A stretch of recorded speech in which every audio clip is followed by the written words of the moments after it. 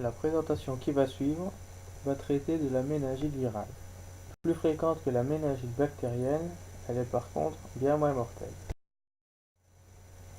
Voici un bref aperçu du plan du diaporama. Pour commencer, je parlerai des symptômes attendus à l'anamnèse, ensuite des signes cliniques à l'examen, du schéma physiopathologique et pour terminer, un deuxième schéma simplifié qui servira de vulgarisation. Dans ce cas-ci, deux symptômes caractéristiques sont observés. Premièrement, des céphalées, accentuées par le bruit, la lumière, mais aussi par les mouvements de la tête. Ces céphalées irradient également vers le cou. Deuxièmement, des vomissements inattendus, faciles et en jet. En ce qui concerne l'examen physique, 6 signes sont ici observés. Premièrement, une raideur de la nuque. En effet, la flexion de la tête sur le thorax est limitée. Ceci est dû à la contraction des muscles cervicaux postérieurs qui s'y opposent. Par contre, les mouvements latéraux sont moins douloureux et possibles. Deuxièmement, une fièvre est logiquement présente. Troisièmement, un signe de Kernick qui est positif. En effet, en pliant les cuisses sur le bassin, jambes étendues, une douleur oblige le patient à fléchir celle-ci. Quatrièmement, un signe de Brudzinski positif. Donc lors de l'antéflexion de la tête sur le thorax, le patient fléchit ses membres inférieurs par réflexe. Cinquièmement, une bradycardie, donc un ralentissement du rythme cardiaque. Et en dernier, une bradypnée, donc un ralentissement du rythme respiratoire. Voici maintenant le schéma physiopathologique. Donc pour commencer, l'entérovirus est dans le sang. Sa présence dans le sang provoque une fièvre.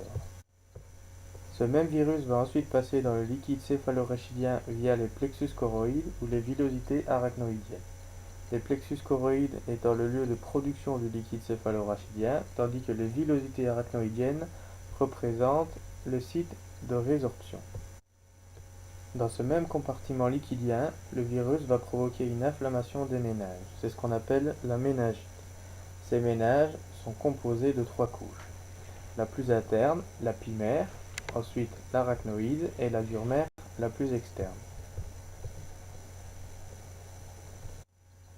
Cette inflammation des méninges va provoquer une irritation des fibres sensitives des nerfs 10, 9 et 5, donc les nerfs vagues, glossopharyngiens et trijumeaux, ainsi que les 2 premiers nerfs cervicaux. Cette irritation va amener à des céphalées, à une raideur de la nuque et aux 2 signes précédemment cités positifs. De plus, cette inflammation des méninges va amener à une irritation du centre de vomissement, ce qui va provoquer des vomissements inattendus. Des antipyrétiques et des analgésiques sont prescrits.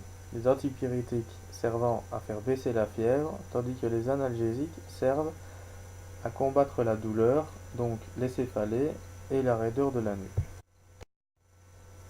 Voici une dia expliquant la physiopathologie de la fièvre. Je l'ai volontairement mise à part pour éviter d'encombrer le schéma physiopathologique. Donc initialement, l'inflammation et d'autres facteurs pyrogéniques sont détectés par les macrophages notamment, qui vont alors libérer des cytokines. Celles-ci, via le torrent sanguin, vont aller agir au niveau de l'aire préoptique de l'hypothalamus et y déclencher la production de prostaglandines. Ces mêmes prostaglandines vont à leur tour augmenter la valeur de consigne de température du corps, cette augmentation définissant la fièvre. Pour conclure ce diaporama, voici un schéma simplifié qui servira de vulgarisation. Donc, on a un virus au niveau sanguin qui va passer dans le compartiment liquidien du système nerveux central, donc le liquide céphalorachidien.